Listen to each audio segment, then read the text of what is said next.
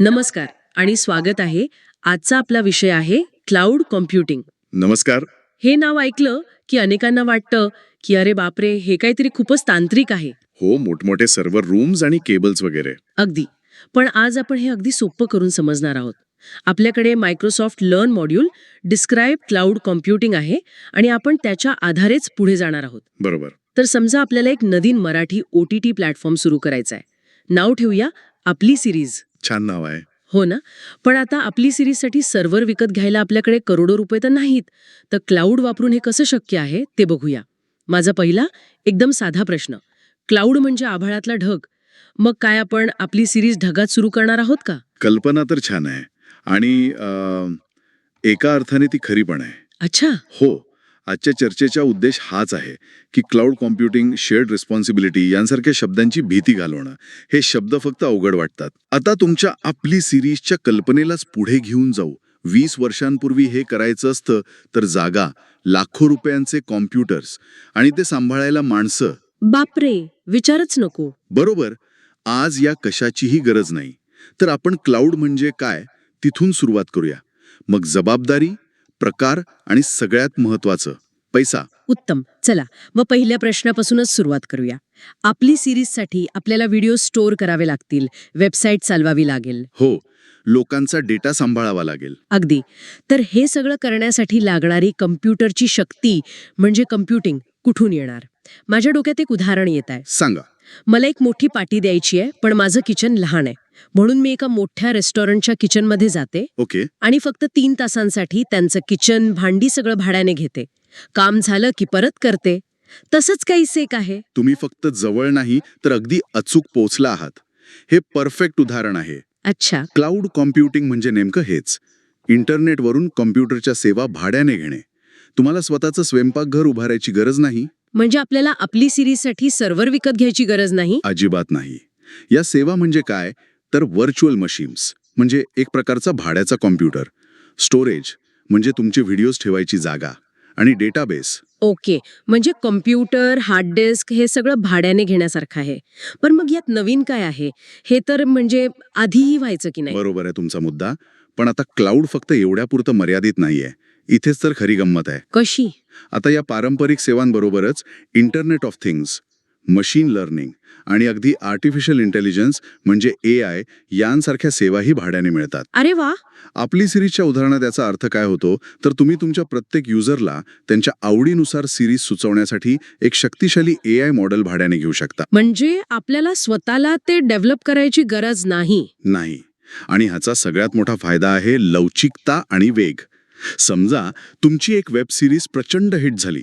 लाखो लोक एकाच वेळी वेबसाईटवर आले. तर सर्व्हर क्रॅश होणार. पारंपरिक पद्धतीत झाला असता. पण क्लाउडमुळे तुम्ही फक्त काही मिनिटात 100 ऐवजी 1000 कम्प्युटर्स भाड्याने घेऊ शकता. गर्दी कमी झाली की परत करू शकता.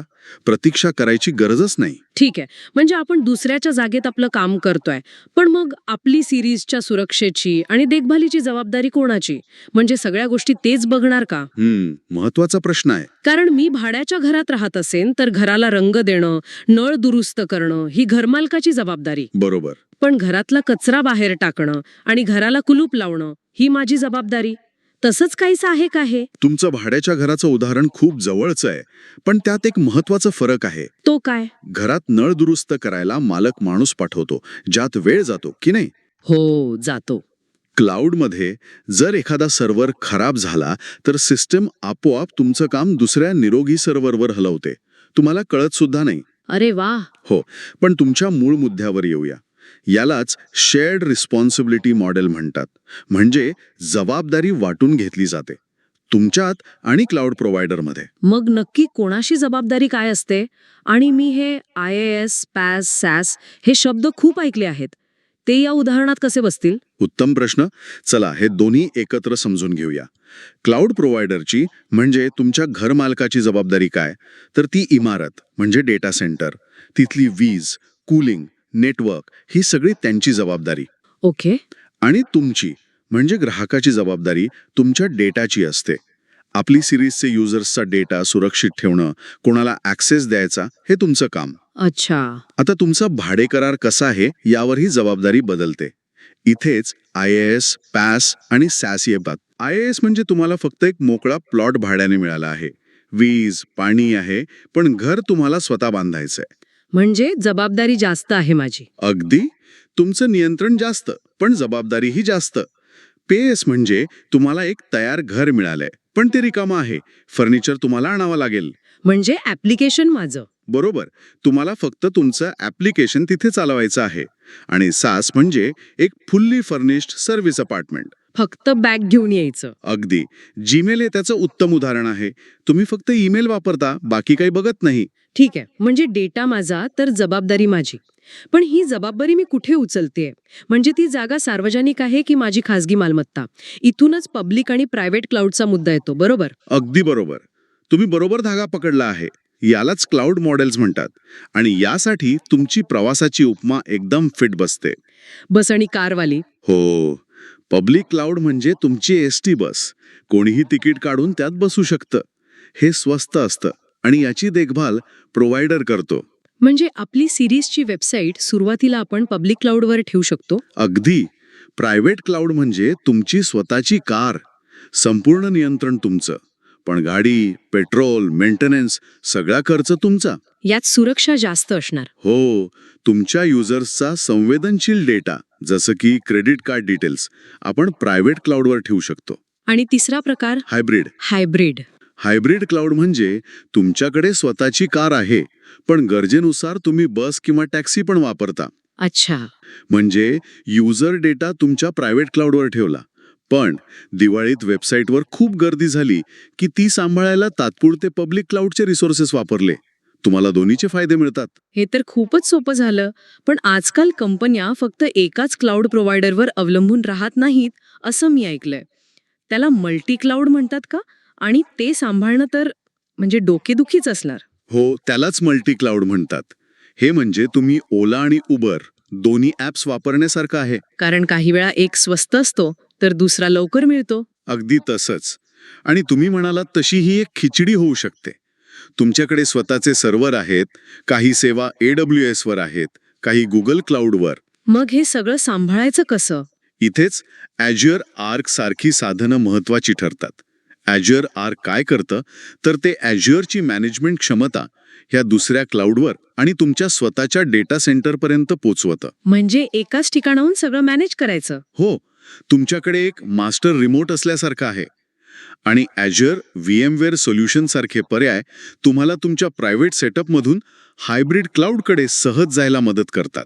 वा, म्हणजे क्लाउडचे प्रकारही आपल्या गरजेनुसार निवडायचे. हे सगळं ठीक आहे, पण आता सर्वात महत्वाच्या प्रश्नाकडे येऊया. पैसा. या सगळ्याचा खर्च कसा मोजायचा? आपली सिरीज सुरू करताना आधीच पैसे भरायचे की वापरल्यावर? कारण यात एक धोका पण आहे. कोणता? जर आमच्या टीममधल्या कोणी चुकून 100 ऐवजी 1000 व्हर्च्युअल मशीन सुरू केले आणि बंद करायला विसरला, तर महिन्याच्या शेवटी लाखो रुपयांचं बिल येईल. सर्वात महत्वाचा आणि व्यवहार्य प्रश्न आहे. याला समजून घेण्यासाठी आपल्याला खर्चाचे 2 प्रकार बघावे लागतील. कॅपेक्स आणि ऑपेक्स. ओके. कॅपेक्स म्हणजे तुम्ही घर विकत घेण्यासारखं आहे. सुरुवातीलाच एक मोठी रक्कम खर्च करावी लागते. ऑपेक्स म्हणजे घराचं मासिक भाडं देण्यासारखं. तुम्ही दर महिन्याला वापरानुसार पैसे देता. आणि क्लाउड म्हणजे ऑपेक्स. अगदी. यालाच कन्झम्पशन बेस्ड मॉडेल म्हणतात. सोप्या भाषेत जेवढं वापराल तेवढंच बिल. हे तुमच्या विजेच्या बिलासारखं आहे. तुम्ही महिन्याभरात जेवढी वीज वापरता तेवढेच पैसे देता. पण माझ्या खर्चावर नियंत्रण ठेवण्याच्या प्रश्नाचं काय? विजेचं बिल पण अनपेक्षितपणे जास्त येऊ शकतं. तुमचा मुद्दा 100% बरोबर आहे. आणि याच कारणामुळे क्लाउड प्रोव्हायडर्स बजेटिंग आणि कॉस्ट मॅनेजमेंटसाठी खास टूल्स देतात. अच्छा. हो, तुम्ही प्रत्येक प्रोजेक्टसाठी एक बजेट सेट करू शकता. समजा आपली सिरीजचं बजेट 10,000 रुपये आहे. जेव्हा तुमचा वापर 8,000 रुपयांवर पोहोचेल तेव्हा तुम्हाला एक अलर्ट येईल. आणि बजेट पूर्ण झाल्यावर सेवा बंद पण करता येतात का? हो, तुम्ही तसा अलर्ट सेट करू शकता. त्यामुळे तुमचा खर्च नियंत्रणाबाहेर जात नाही. पण याचा खरा परिणाम फक्त बिलावर नाहीये. मग? यामुळे इनोव्हेशनची गती प्रचंड वाढली आहे. 20 वर्षांपूर्वी आपली सिरीजसारखी कल्पना तपासायला लाखो रुपये खर्च करावे लागायचे. कल्पना अयशस्वी झाली तर पैसे वाया. बरोबर. आज तुम्ही फक्त काही हजार रुपयांमध्ये एक प्रयोग सुरू करू शकता. कल्पना चालली नाही तर सर्व्हिस बंद. म्हणजे अयशस्वी होण्याची किंमत खूप कमी झालीय. हीच खरी क्रांती आहे. वा, म्हणजे क्लाउड कम्प्युटिंग ही फक्त एक टेक्नॉलॉजी नाही, तर ती एक व्यावसायिक क्रांती आहे. आपण आपली सिरीजच्या उदाहरणातून सगळं समजून घेतलं. हो. क्लाउड म्हणजे भाड्याने कम्प्युटरची शक्ती घेणे, जबाबदारी घरमालक आणि भाडेकरूसारखी वाटून घेणे, पब्लिक, प्रायव्हेट आणि हायब्रिड हे बस, कार आणि टॅक्सी वापरण्यासारखे प्रकार आहेत. आणि खर्च विजेच्या बिलासारखा. हो, वापरा आणि पैसे द्या या तत्वावर. पण त्यावर नियंत्रण ठेवण्यासाठी आपल्याकडे स्मार्ट मीटर पण आहे. आजच्या चर्चेतून ह्या क्लिष्ट वाटणाऱ्या संकल्पना खूपच सोप्या वाटत आहेत. मला आनंद आहे की आपण हे सोप्या भाषेत समजावून सांगू शकलो. तुमचा सारांश अगदी अचूक आहे. धन्यवाद. जाता जाता श्रोत्यांना विचार करायला लावणारा एक शेवटचा प्रश्न. आज आपण पाहिलं की क्लाउडच्या मदतीने कोणतीही टेक्नॉलॉजी सेवा, अगदी AI सुद्धा भाड्याने घेता येते. यामुळे अयशस्वी होण्याची किंमत जवळजवळ शून्य झाली आहे. मग विचार करा, तुमच्या डोक्यात अशी कोणती कल्पना आहे, एखादं ॲप, वेबसाईट किंवा व्यवसाय जी तुम्हाला आत्तापर्यंत प्रचंड खर्चामुळे अशक्य वाटत होती. कारण आज ती प्रत्यक्षात आणण्यासाठी तुम्हाला फक्त एका लॅपटॉपची आणि एका चांगल्या आयडियाची गरज आहे. यावर नक्की विचार करा.